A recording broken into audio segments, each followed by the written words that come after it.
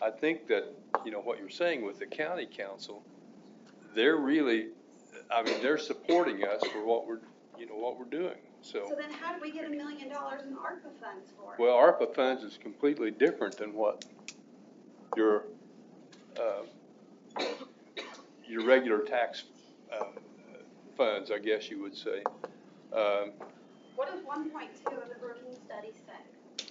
I don't have that with me.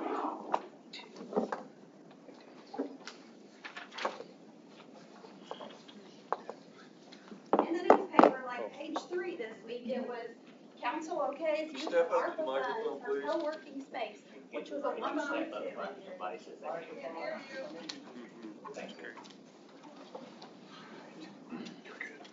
Kid resuming. So this week in the newspaper, about 3 pages deep, there was Dan's picture, council okays use of ARPA funds for co-working space, entrepreneurship, and it goes on to talk about that.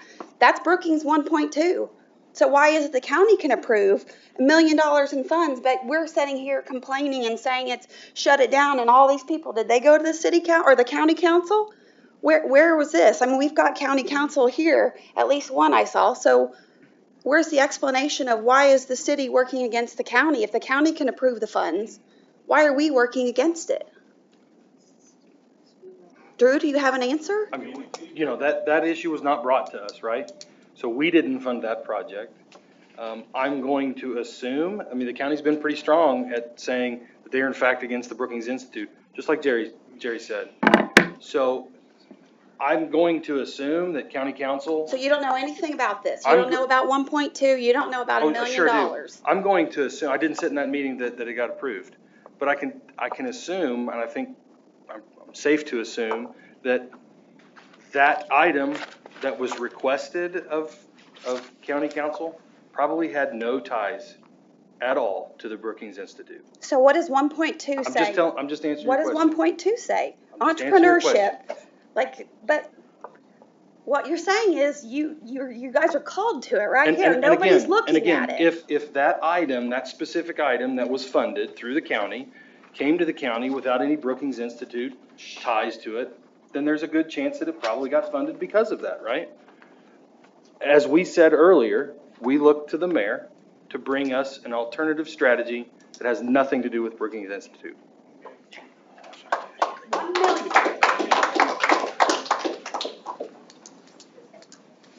Evening. I'm Robert Statz.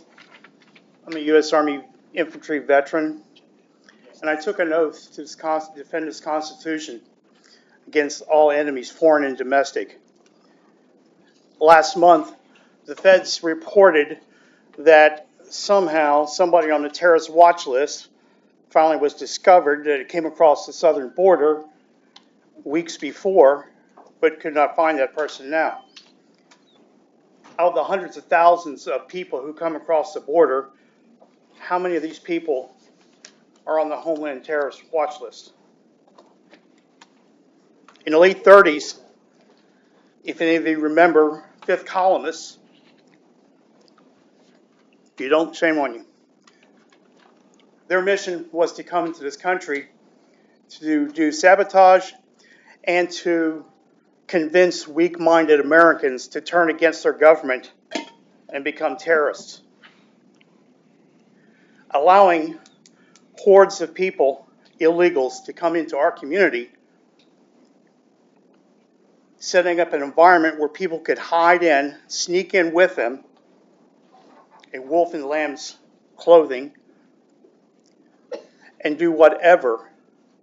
You guys prepared to someday have something happen at one of the major churches or the high school or grade school, because we just thought we were doing the right thing, allowing all these illegals to come in here.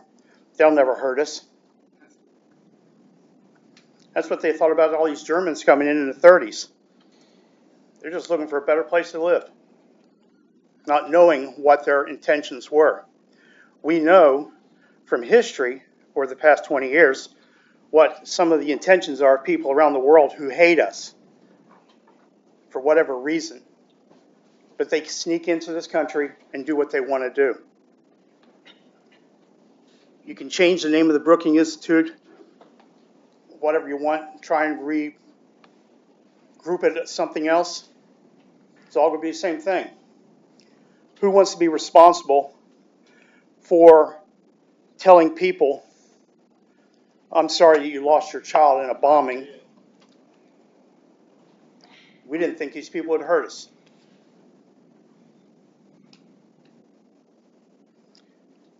Those who fail to remember their history are condemned to repeat it.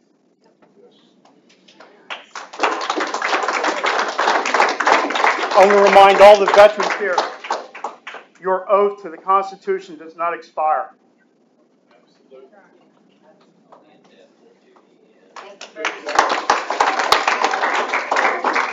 So, seeing as the precedent's been set for 2 rounds, I'm going to go ahead and jump in. He made a good point. People coming here looking for a better way of life. Me and my sons, yesterday on Memorial Day, we spent about an hour out at Freeman Field Municipal, not the airport, but the park. If you've not been out there yet, since it's been redone, it's beautiful. Added parking, there's the playground area. I want to say this, though. There were probably about 400 people there, and we were the only 3 white faces in the entire place. You want to know what those other 397 non-white faces were doing? They were playing soccer. That's racist. Oh my gosh, they came to America to play soccer and to be in their community and to not be afraid that somebody's going to roll up in some type of vehicle, string them up and hang them out. Because that's what happens. Because if you'll listen, that's what happens in the countries. That's what happens in the countries they come from. When you're like me and you provide services to people who have come here necessarily because a young girl witnessed her aunt and uncle get beheaded by the cartel, they're coming here for a better life. I can guarantee that if there's a parent in here who can honestly look me in the eye and say that if that were their child's experience, they would not do everything in their power to be in a place that is safe and that they don't have to worry about that, you are lying to me if you can look me in the eye as a parent and tell me that. We did something in 1776. Which is great. You know what we also did in around 1500? We did the exact same thing that you're proclaiming. We need to look at that history and learn a better way, because what you're telling us is you're saying we did it to the Native Americans, they're going to do it to us. Maybe it doesn't have to be like that. Maybe, no, I'm at about a minute and a half or 2. I'm at about a minute and a half or 2. I've lived here my whole life. I've heard the words. I've heard the way that a lot of people in here probably talk about people who look differently. Like you. And that's differently, like you. Okay, which is fine. Pothead, environmentalist, yes. I think you can have my urine. There's probably somebody in Hey, here Chief, who couldn't have. Chief, But- will you stop his time just for a minute? I'm just saying, Excuse me, maybe Mr. it's time to Hinkle. think Mr. differently. Hinkle. Tyler. Mr. Hinkle. Think differently I'm asking you to than the be way quiet. that we've been thinking. You got a councilman Okay. addressing you.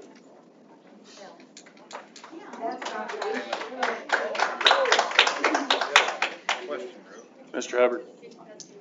Does anybody else have anything productive to add to this conversation this evening? I do. Yes. I didn't hear you. Debbie does. Could I just speak for a moment? Debbie Fry. I just want to speak in response to something that you just mentioned. Over the weekend, I was at the park on Friday, a beautiful park, like you said, beautiful play area. Went out there with my grandchild. We had a wonderful time. Over the weekend, there was destruction out there. The playground had destruction done to it. It was a disaster when they went back to, yes, at Freeman. And you just said, who was out there? You were the only 3 what? White faces. That's right. Caucasian. So, okay, so who was out there? I feel like there is not a lot of respect when they come here to our community, and that's what I'm concerned about, is the disrespect. I know we're putting in a nut farm, White people so we're putting in a nut farm, and I just worry that the parks and so forth that we are wanting to have beautiful areas, which we truly need. I don't think we're getting the respect from the communities coming in, they don't have the respect for our community. So I'm wondering if that is where we need to start, or do we need to start somewhere else where our schools are overcrowded and the medical field and things like that, looking at things that might really matter when we have so much growth coming in. So, but I did want to mention, because you mentioned the park, it did have destruction over the weekend, Did you and clean- nobody was there to clean it up. I did. You went out and cleaned it up? Yes. Thank you very much.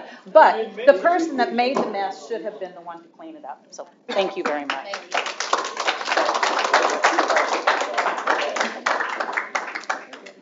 Thank you, everyone, for having a great meeting tonight. I commend the council for the action you've taken. I said this once before, it's kind of like Yogi Berra, this is deja vu all over again. But I wanted to say one thing. I did some research late last week. And Tyler, I appreciate your comments. I appreciate your experience at the park. I'm grateful for it. Some things you may not know. There are 22 Latino gangs that have records in this county, different gangs. Some of them are cartels, but those 22 gangs have been processed through the Jackson County Jail. Not everyone comes here to play soccer, and I think we know that. Some of them do come here with devious intent. And that is the danger. That's what the fears here are, of people being not vetted and allowed in. We don't know who they are. I hope and pray that they all are good people and they all want to work and contribute and become legal and citizens of our community. But in large part, sometimes that's not the case. But I thank you, council, for taking the action you did tonight. Seymour's 172 years old. There's a lot of things we have accomplished. There's a lot of things that we have yet to accomplish. But we can do it with our community. Thank you.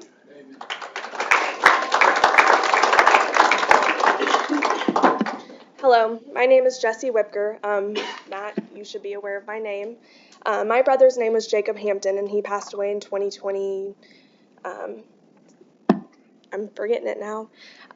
I'll be honest with you, 5 minutes ago I was sitting on my couch with my dogs watching this on Facebook. I had no intentions of coming here tonight because honestly, nothing we really say is going to change anything.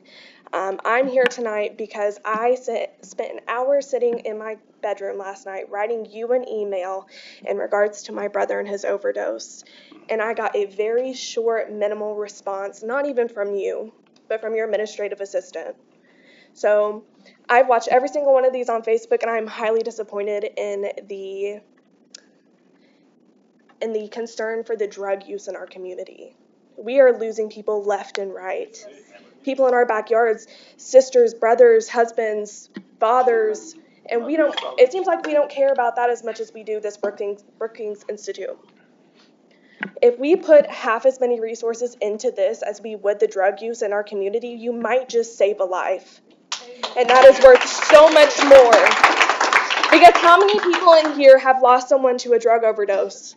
I'll get a show of hands with you. I know, because you messaged me 3 weeks after my brother passed away. And for you to not bring it up one time, the concern in our community it's disappointing. For 100 people not to bring it up one time is I agree. I completely agree. And every single night after one of these lives, I have laid in bed and I've contemplated coming in and saying something. And I never have because, what was the point? But I'm so tired of it. I am so tired of seeing people lose their loved ones to the drug use in our community. So maybe it's time for us to do something about it. Instead of just giving out a couple resources to someone. Share it with everyone. Make it a point to where people have these resources. All of you. I mean, the drugs in our community are absolutely devastating. And my brother didn't pass away in Seymour. He passed away in Scottsburg. But his addiction started here, under our noses. That's all I have to say.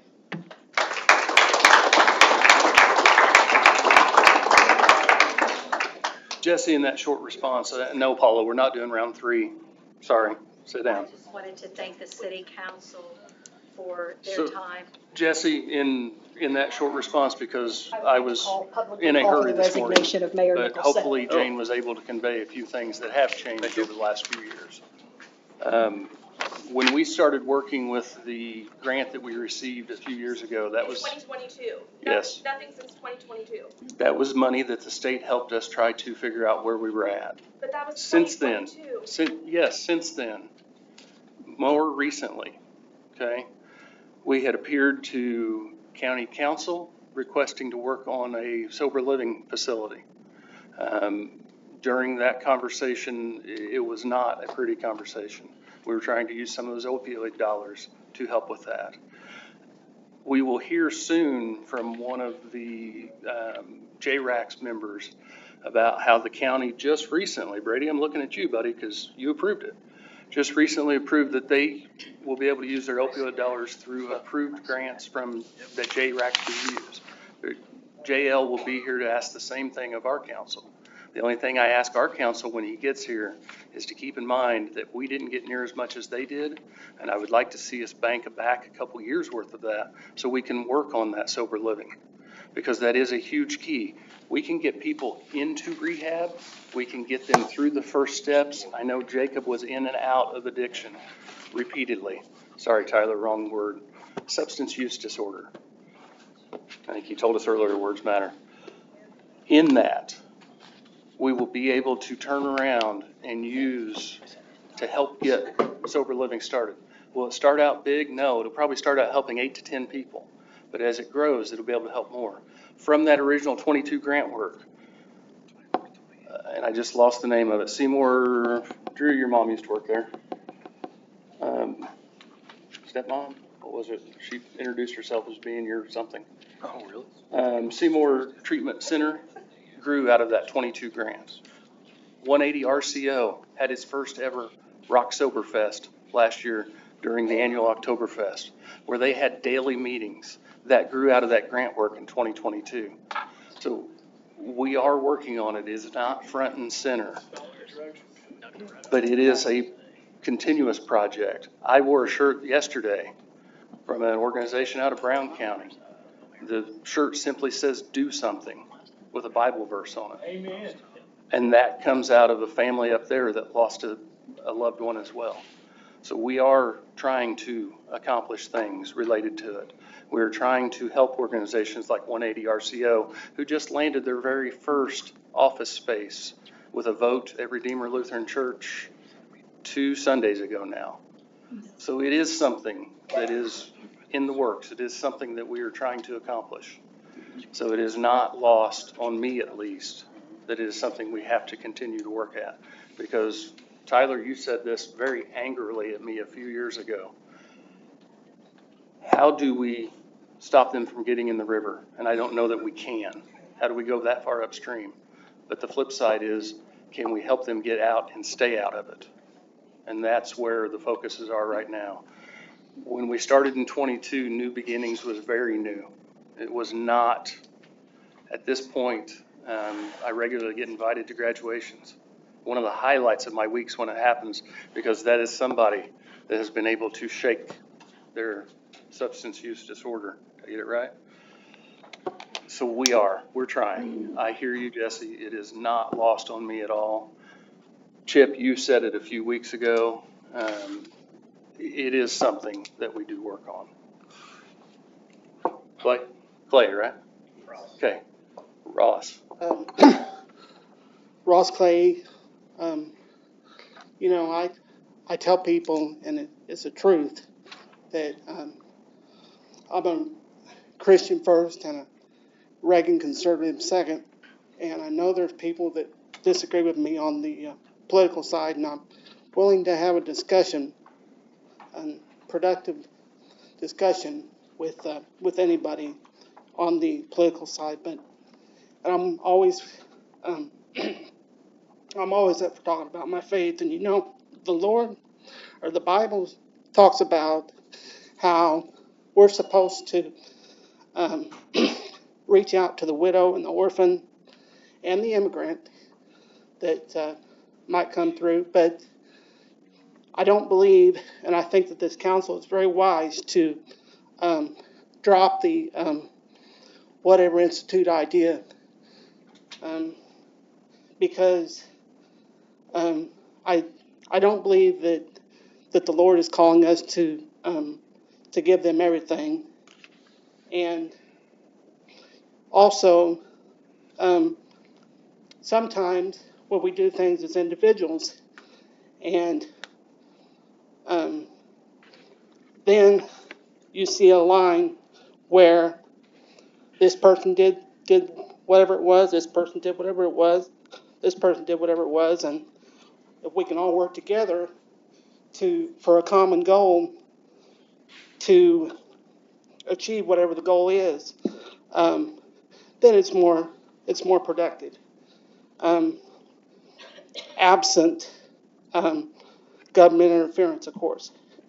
Now, the day may come when the city of Seymour may have to do something about about an immigration issue if our federal government doesn't step up their game and shut the border wall off.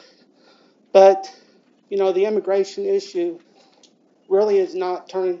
It's really not a political issue. It's a common sense issue, and you've heard from a lot of different people tonight what the issues and concerns of the of immigrants, illegal immigrants coming into our city, what it could cause.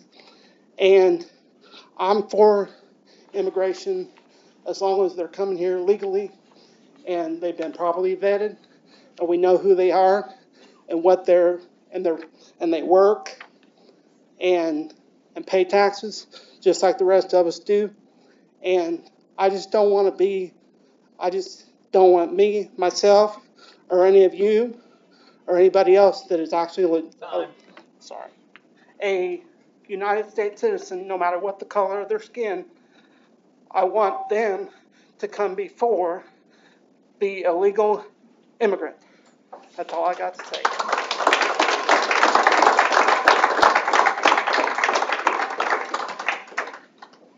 Hi, I'm Christy Newkirk. I just wanted to share a story with you. In February, maybe late January, my daughter, she's a CNA, and she was driving home from the nursing home going just to her house. She was on Walnut Street. A car pulled out right in front of her. She T-boned them because she couldn't get stopped. They pulled over. My daughter got on the phone to call the police, and as she's on the phone, the lady gets out of the car and tells her not to call the police. Well, my daughter's going to call the police because that's the right thing to do. So, as Abby's on the phone, the lady gets back in her vehicle, grabs her child from the front seat of the car, and the lady's airbags had went off. No car seat. Picked her kid up. My daughter said the kid had one sock on. As she's on the phone with the police, the lady takes off and takes her keys because it was snowing and it was slick that night. It was like the last big snow we had. The lady tosses her keys and takes off. And my daughter is on the phone saying she's running. Come to find out, nothing happened to her. Thank God my daughter is fine, and thank God they were too. Lady had no driver's license, insurance on the car, but it wasn't her car. If something would have happened to that little kid in the front seat of that car, and they were from Guatemala, and I don't care. If you want to come here, you come here legally. But the thing is, if that little kid had been killed, my daughter would have had to live with that for the rest of her life. And that's all I wanted to put out there, so I appreciate it. Thank you.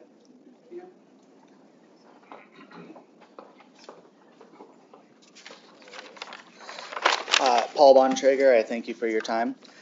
So real quick, before I read the letter that I have prepared for you guys today, I would just like to speak on what someone else has said when they quoted George Santayana, a Spanish philosopher. Those who cannot remember the past are doomed to repeat it. I find that particularly interesting as today we have seen so much, and over the past few weeks, so much of judging people by no other thing than one particular trait, that being the color of their skin. Which I don't think I have to remind you how often through history that one trait has led to horrific and unimaginable pain and loss for individuals and for families. With that, I'll go to my letter. Throughout the past few weeks, many cases of anecdotal evidence have been brought forward to this council due to certain issues that are had with the plan that was brought forward to you over a month ago. This issue is that many of these incidents are just that, anecdotal. The truth is that according to the DOJ, U.S.-born citizens are 2 times more likely to commit and be arrested for violent crimes, and 2.5 times more likely for drug-related crimes. This is not to say that any immigrant found guilty of committing a crime should be let free or receive a lighter sentence. They should not, and there is no real, credible evidence to say otherwise.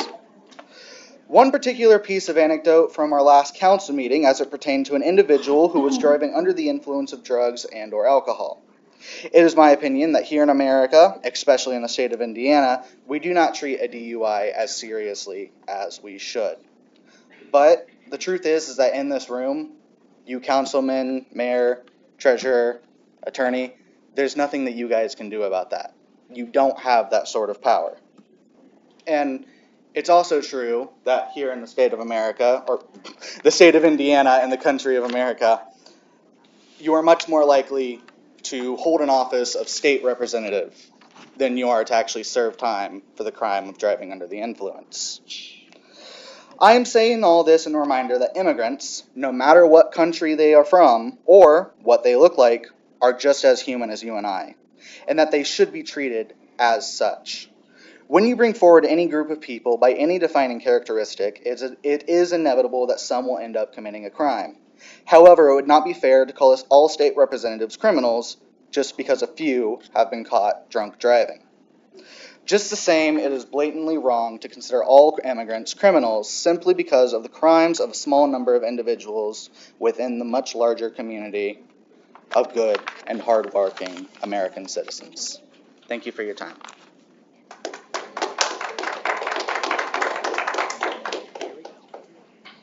Good evening, Matt, Councilman. Dana Clark, Seymour. I guess I want to ask some questions here. Matt, if you're on your bicycle and the chain breaks, are you going to stop and fix it? You can't go forward, right? Or a skateboard, a wheel comes off, you can't go forward, you got to stop and fix it. And I'm going to ask the council, if you're building a house and you put up the walls and then all of a sudden you're 3 or 4 days into building this house and the foundation's cracked, are you going to keep building on it, Hubbard?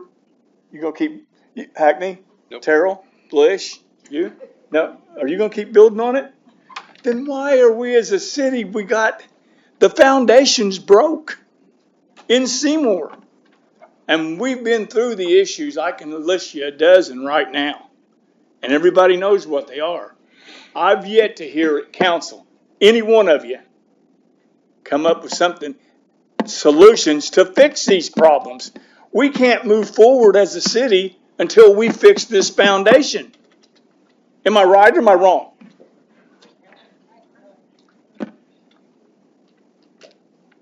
Has anybody got anything to say about a solution to fix all these problems? Matt, you was talking about the new beginnings and all this stuff. Those are Band-Aids. The root is getting the drugs and keeping from coming in. Not giving people resources for rehab. We've been through this with me and my daughter on March 25th, her birthday. There's people that are losing their kids, grandkids, and I'm going to end with this. Every one of you councilmen, for such a time as this, I'm going to say it again, for such a time as this. Your kids and your grandkids are dependent on the decisions you make. And I'm praying that God convicts you and you make the right decisions. We need this city fixed. Amen?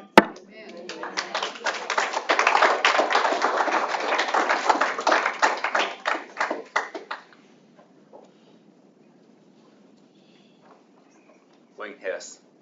I have a question for the chief. Do you have any directive to be hands-off with the illegal immigrants that are all driving around and you can tell they're illegal? How do you tell? You can tell why they're driving. They don't know what the hell they're doing. You know, they're driving 20 mile an hour in a 30 mile an hour zone. They can't make a roundabout. Yeah, I mean, it's obvious. Have you been directed to be a hands-off? No. Our guys pick them up all the time. Then what do you do with them? Yeah, what do you do with them? Well, you take them to jail and they release them. They OR them. I don't run the court system. I understand that, but I've just, You know, like I have said from the get-go, and if you've been in some of these councils, you'll hear, we have talked, I've talked to Jim, have I not? There's issues I can't fix, this council can't fix. I understand that. The state can fix it. I mean, I've talked to other chiefs in communities like ours that have 25% Hispanics now. They are seeing the same thing. Are we at about that rate with the illegals? Oh, yeah. Oh, yeah. Plus, because I mean, Well, I mean, the census that came out said 25%. Yeah.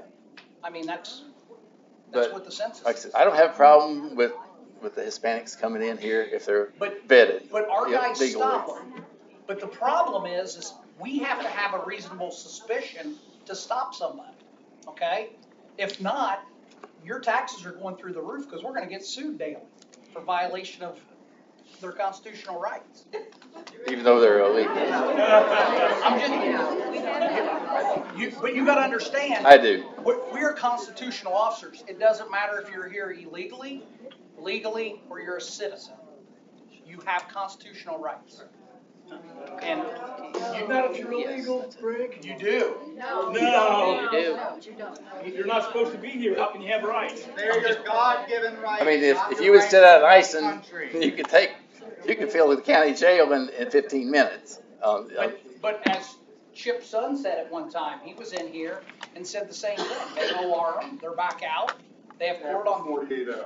Yeah, 48 hours, or some of them are OR'd earlier than that. And yeah, some of them are they're out before we get out. Is there really 22 gangs in Lake City? Not that I know of. They're on record at Brownstown, Greg. I mean, there's Chris would be been, happy to but we've testify. arrested people out, people get arrested out on the interstates. There's people that get off the interstates that we arrest, members. So, do we have, I won't say that we don't have gangs, because we've had them for years, right? But the thing is people get arrested. Sorry. Only fitting. Give me one of those on a regular basis. But the truth is we arrest people out on the interstate. They get off, they get gas. You know, we have technology that's out there that we can stop people for stuff that we see. So we try. You say keep it out. The only way to keep it out is put a border around Seymour. Let's do it. Is that what we gotta do? Well, I mean, you're gonna have to go through the checkpoints too. Do something. The truth about the gangs is they don't want to be noticed. No, they don't. They do not want notoriety because they're involved in illegal activity. Yeah. And they are recruited. But a lot of our drugs that we track come from big cities. So the drugs aren't, I'm not saying they're not here, but the dealers are not here. The big dealers. Yeah, I mean, the dealers are gonna be in Louisville, Cincinnati. I can tell you, when I was a detective in 2018, we had 7 overdose deaths in about a 24-hour period. And we could see it coming because Columbus, Ohio had a whole bunch. A couple days later, Cincinnati had them. and then 3 days later we have it. It's the same pipeline. You can see it coming right down, following it down. And I don't know how you stop it, you know, like, we try our best. I mean. Of course you would if you could. And I would in a heartbeat, Sure. right? You know, like I've arrested, I know Assistant Chief Watson's arrested numerous dope dealers. I mean, that's what we try to do, but you're not gonna get them all. And you pop one and another one pops up right behind it, you know? I mean, it's a lucrative business. Come in, they did it in Missouri, they did it in Iowa. What's the number one substance-related offense? What substance is the number one related offense that you all agree? That we deal with? Yes, legal, illegal, what substance? Marijuana.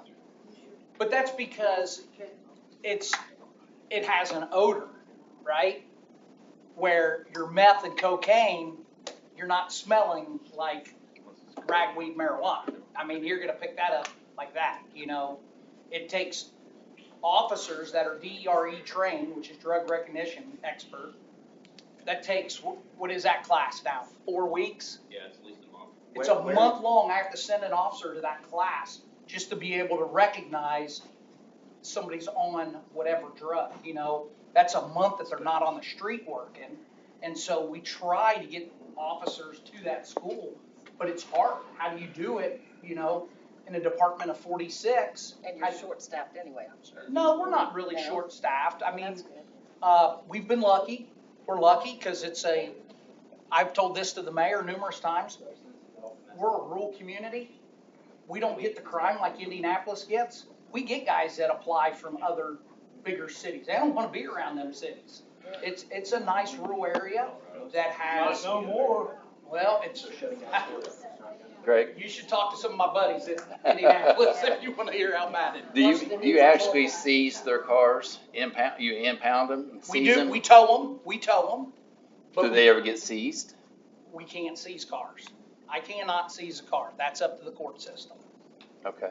And that's up to the state law. And I think you gotta commit a felony before we can seize your car. And driving with no license is a misdemeanor. Being illegal is. It's a felony, but it's a federal government felony. It's actually a civil misdemeanor. The state could pass a law. Oklahoma did, Texas did. They made it a crime to be in the state illegally. There we go. I mean, there's your state representative. You want a law. Oklahoma and Texas both passed them. It's illegal to be in the state illegally. I have a council question. Is there any way or any,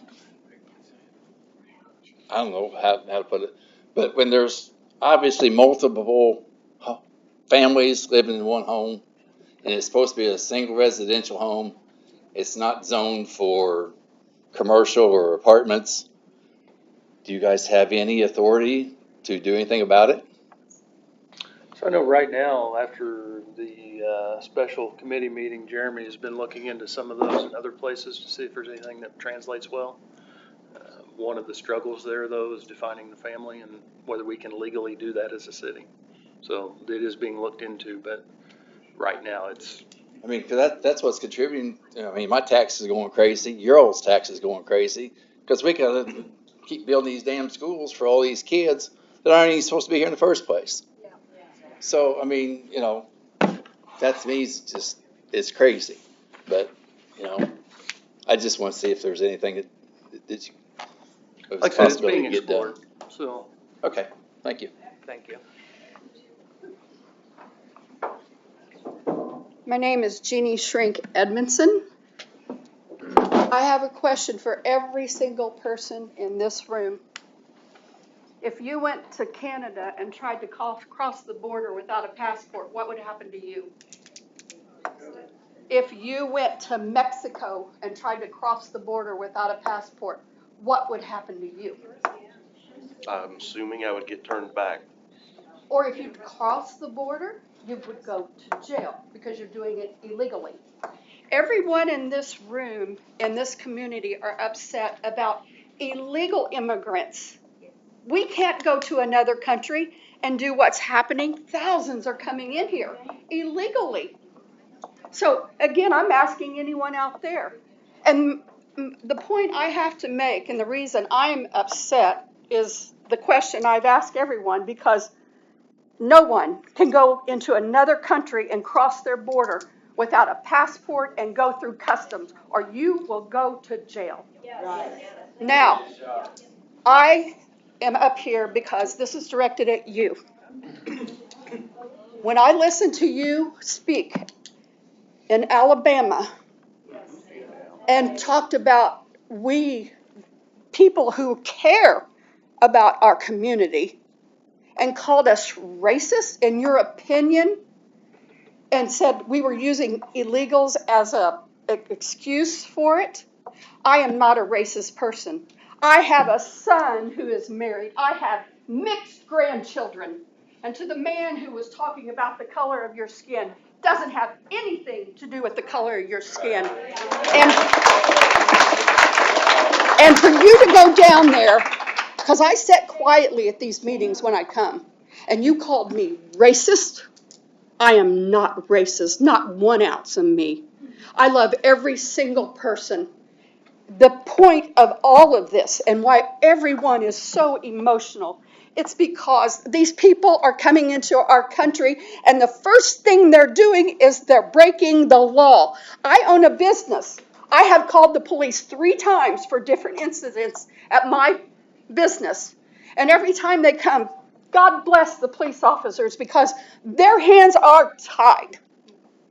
If I drove into your vehicle and T-boned it and I didn't have a driver's license or insurance, do you think I would go to jail and be arrested? And would I be let go in 48 hours? Yeah. Well, I don't want to try that to find out, but I'm just going to tell you. But I'm just saying, my point is, you owe me an apology.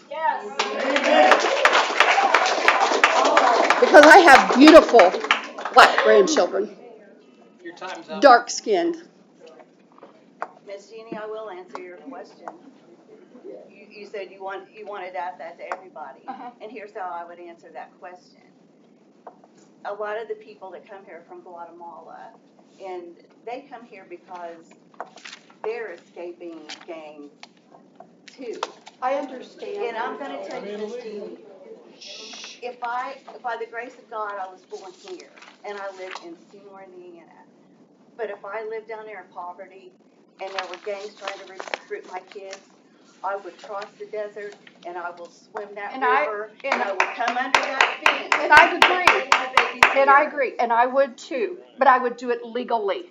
You can't, but we don't know. We don't know, but they can't. The gang members. I mean, I'm just saying, it's not all of them can. And I don't know how we sort them. I don't know how you want to sort them out. How do you sort them out? We have to start asking them for identification. Another example, I was at my husband's grave, my late husband's grave, a year and a half ago, sitting, visiting his grave. And there was a van load, probably 20. Now again, I'm not prejudiced, but they were darker skinned. I don't know where they were from. They all had clipboards and pens. And they were going from headstone to headstone, getting dates. I called the police department. You know what they told me? Are they doing any damage? I said, no. And he said, well, there's nothing we can do about it. I said, you can come and ask them for identification. Yes. And if they didn't have identification, then they need to be taken back to wherever country they're from, and they broke the laws illegally. They're using our identification. So I just don't know how we sort them out. I don't know either. And I have I mean, I compassion. feel like that's what everybody's asking, that we need to sort out the legals from the illegals. And excuse me just for a minute, don't mean to interrupt your guys' conversation. But, you know, I feel like we're being asked the same question of how we solve it. Anyway, how we solve this. Yeah. This council We need cannot to vote in November. That's how you change it. Yeah. Vote in the Vote. federal election in November. Vote. The federal election. Anybody who does not vote this federal election, shame on you. But I agree with what you're saying. Anyway, this council cannot force immigration. The man that you all need to speak with is standing up against the wall right there. That's where it starts. But you know what? It starts at the federal level. And the federal level has Time's control, and that's why they're tying everybody's hands, and the police officer's saying he can't do anything because it's the city and it's up to the federal. The state has to have the right, the cities, every single person that lives here needs to have the right So, to be safe. so let me explain. So I just want to explain something to you. This council could pass a law tonight that says that people here illegally, it's against the law in Seymour. The only thing that we can do is fine them. The city council does not have the power to make it crime. But does the police? No. You have no, so if you find out they are. They enforce the law, they don't write it. We can't. And there's no law to enforce it? I work for the city of Seymour. I can enforce city ordinances, which are fines only, okay? You don't cut your grass, you get a fine, right? You don't park right, you get a fine. That's what city ordinances are. You gotta build your house right. State passes the laws that are driving, your murders, kidnapping, rape, robbery, all that stuff, right? The state does, and those are penal codes that you can go to jail for. And then on top of that is the federal law. The federal deals with immigration. Now, we've got a couple states that have decided they were gonna take it on and make it illegal statewide. But the city, even if they passed a law tonight, the most we can give them is to start out at a $25 fine, and it moves up from there, and I think $250, Chris, am I correct? It Is the depends max? It depends on the violation. But it's, they pay a ticket, you know, I mean, they come up here, pay their ticket, and be right back outside, so. Well, there's revenue. Well, the State Board of Accounts won't actually let you collect on most of those things. Go back to the speeding tickets that we used to be able to write that now have to be under state code, so, but that's a whole nother conversation. Jim Lucas. Thank you. Hey, Can I address some issues real quick? I expect an apology. Yes. Yes. I'm not racist. I'm not either. You said. Ma'am, I'm gonna look at you and tell you what I told the person last meeting. As I didn't call everyone racist, but I do believe some people are hiding behind the phrase illegal. So, Jim, back to you, buddy. Hey, Jim. Yes, some people are hiding behind the term illegal, most aren't. I mean, that's just human nature, we'll never get rid of that.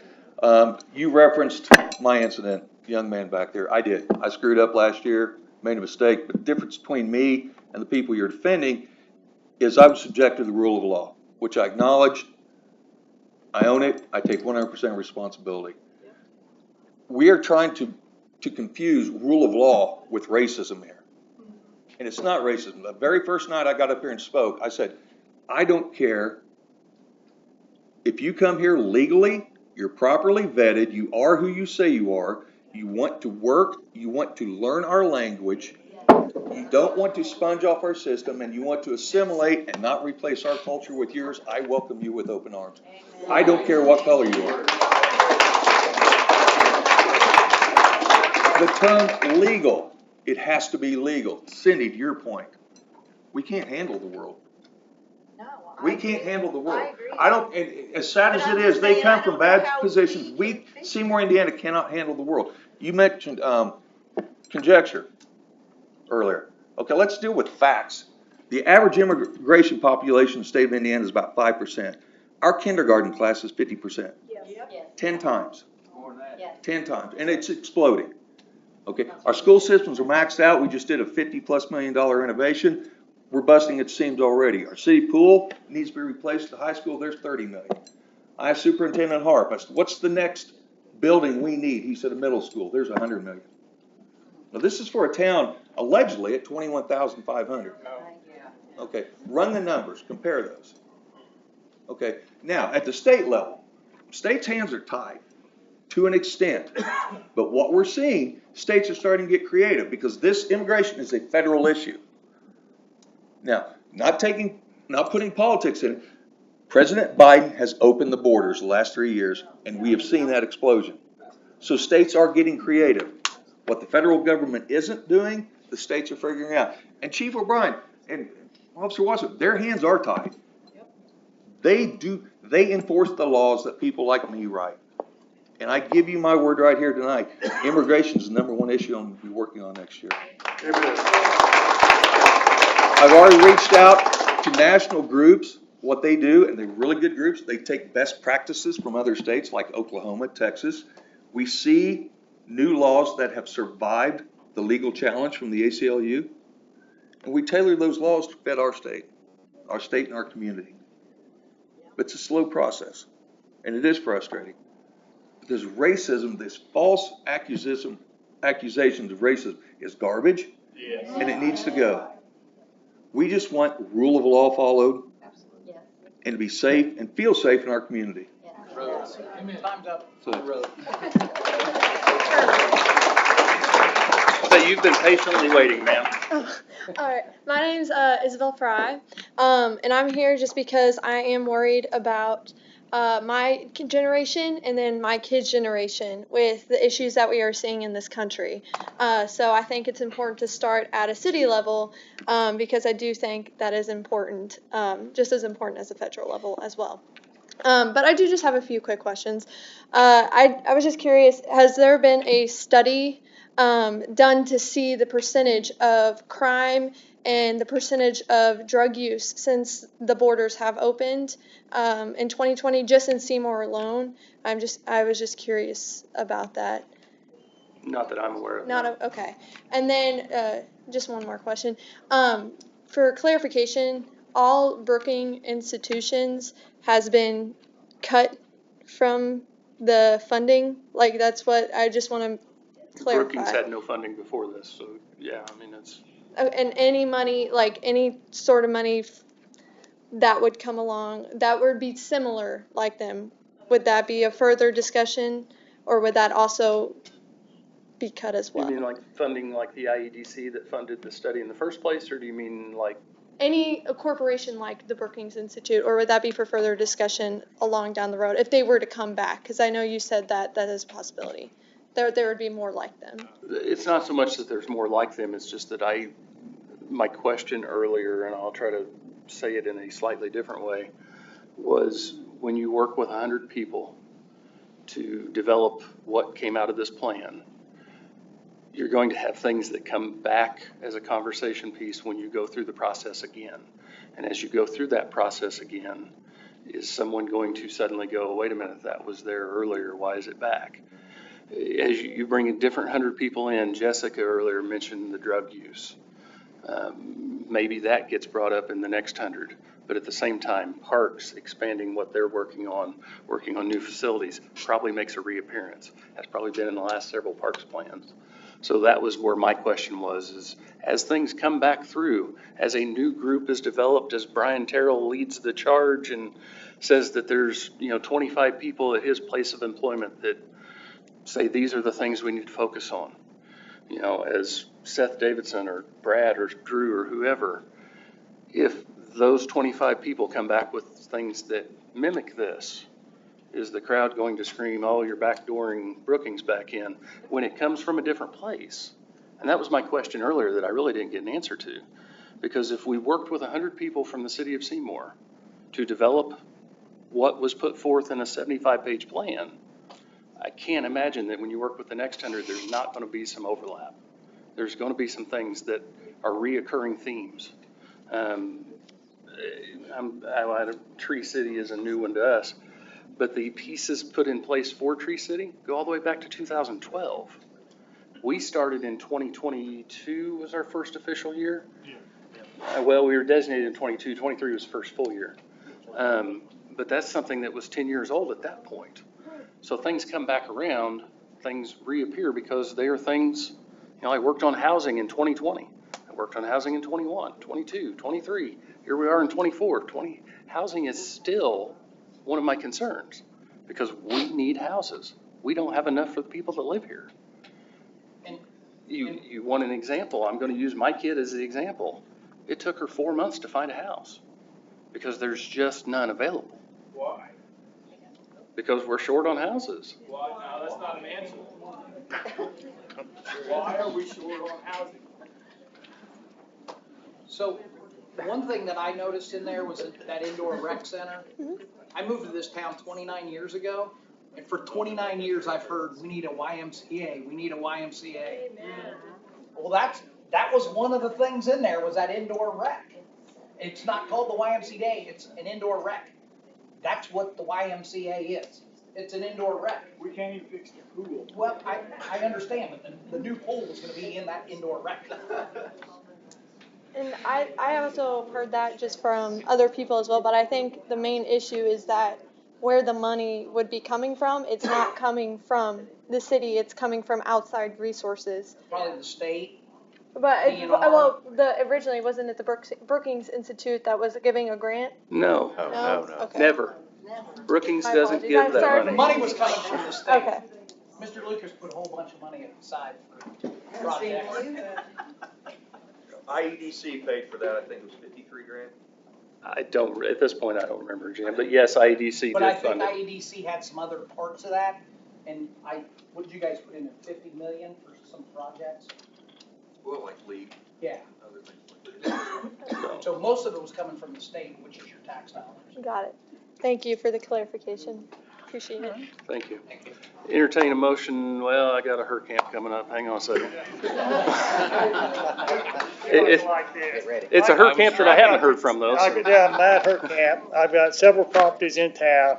I'm tired of everything that's been going on. I think we need to see your resignation. I'm just tired of all the bull you've been putting out and doing nothing other than backstepping and everything else.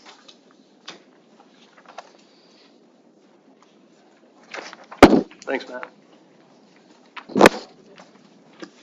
So moved. Not gonna happen, guys, so you're stuck with me for at least 3.5 more No, years. what I meant was, He meant when you getting said ready you'll- to say, I will entertain. You said a Motion to adjourn, yeah. That's what he was Yeah, no, talking That's about. fine. Okay. I got one, do I have two?